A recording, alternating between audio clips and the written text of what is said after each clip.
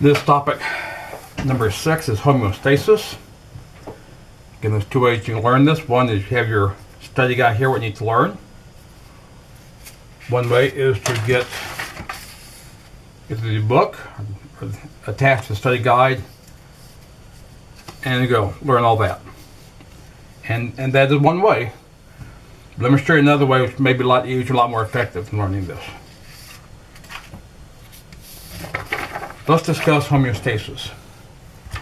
First of all, let's define what is homeostasis.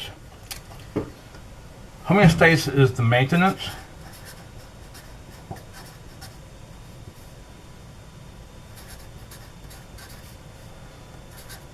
of a stable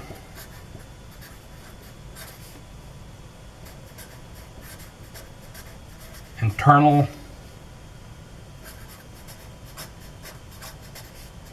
environment.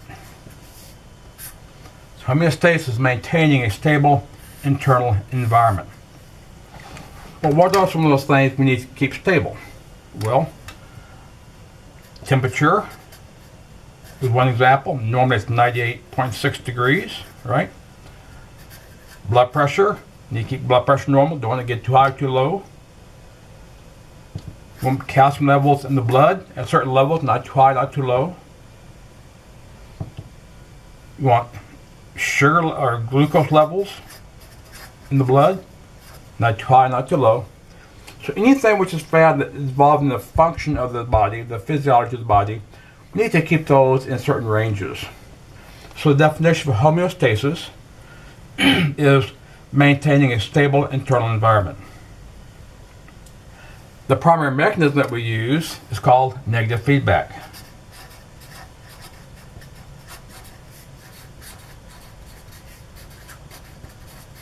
I'll show you how this works. Let's say this is measuring glucose levels in the blood.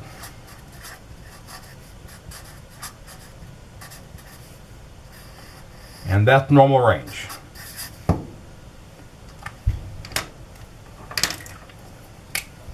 Above this line is too high.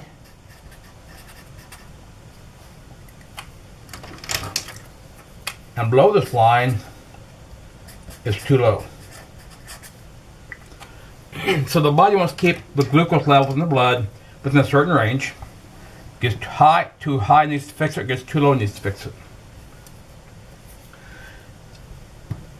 The body normally does an excellent job, and we use solid, in maintaining that glucose level within ranges. Make it a little high, come down. But stay within that normal range, which is what the body wants. If she gets start going too high, or out, not high, but out of range, it can be going too high or too low, either way. If it starts going this direction, if we did not change anything, it would continue to go way out of limits. So negative feedback will negate the change from normal.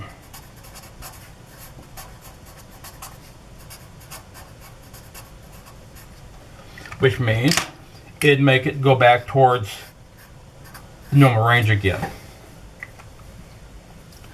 Now it's not always too high. Negative feedback does not mean it's less, it means it goes back towards normal. You can have a condition, let's say, start here, let's say this continues down this way. Well, it's out of range. It's getting too low. So again, the negative feedback would cause, it would negate the change or the deviation from normal. L, not T. If it negates the change away from normal, that means we're going to have to make it go back towards normal. The result is it ends back in normal range. So negative feedback simply negates the change away from normal and brings it back into line. It can be too high of a level, or it can be too low of a level. The result is both negate the change from normal and bring it back to normal range. That's how the negative feedback works. We'll come back shortly to talk about positive feedback. Let's discuss how the system works as a whole.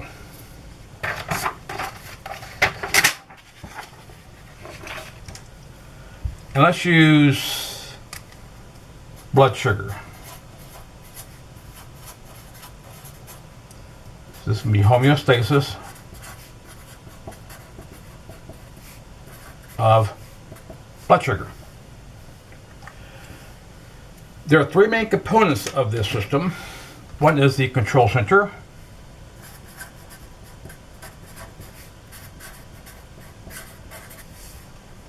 One are the receptors.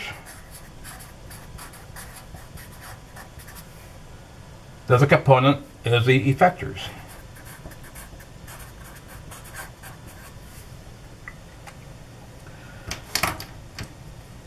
So let's say here's the heart, here's blood supply. Let's say right here we have these receptors. The receptors will measure the amount of glucose in the blood. And let's measure the 100, and let's make it 210 units of glucose. 210. The receptors make no judgment call. All they simply do is they provide information about specific conditions in the body, in this case, the blood sugar. It sends that number to the control center. In this case, you click the hypothalamus. The control center will make the judgment. In this case, it would say, the level I have is 210. I'm supposed to be not higher than 100. Therefore, we're too high. I need to do something about it. The control center will then send a message to the effector. In this case, it's into the pancreas. And say, you need to release insulin. In response to this, it will release insulin. And the effect of insulin is bring up blood sugar, let's hear your body cells. The insulin makes the glucose go into the cells. So as insulin is released, glucose starts going to the body cells.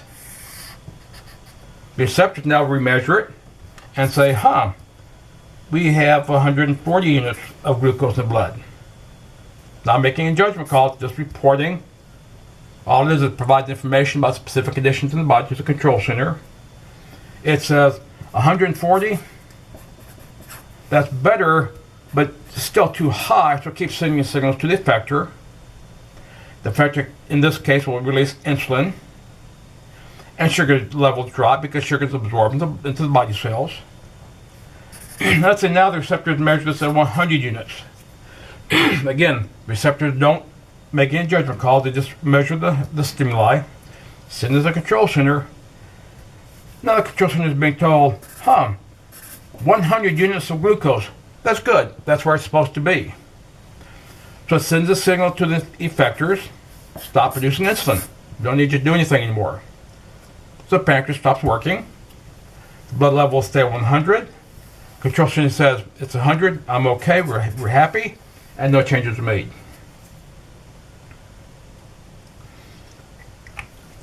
Now let's look at how homeostasis works as far as positive feedback. We'll use this chart again for positive feedback. Since negative feedback negates the change from normal, positive would accentuate it and make it go more than normal. And there's only a couple places you want that. One, let's say this refers to no longer glucose levels. That's a blood clotting.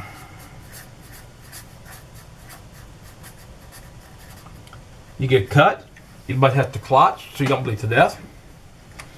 Well, if you start forming a clot, you don't want it to stop clotting. You don't want negative feedback because in this area there's no clots being formed. Outside this area there are clots being formed. Well, if you cut yourself, you don't want it to go outside, inside, you need clots to form. So in this case, for positive feedback, as it gets outside the range, the control center makes something happen to make it even go further away from normal. So you can make that'd be positive feedback. You want to go further away from normal. Negative feedback, you negate the change and go back toward normal.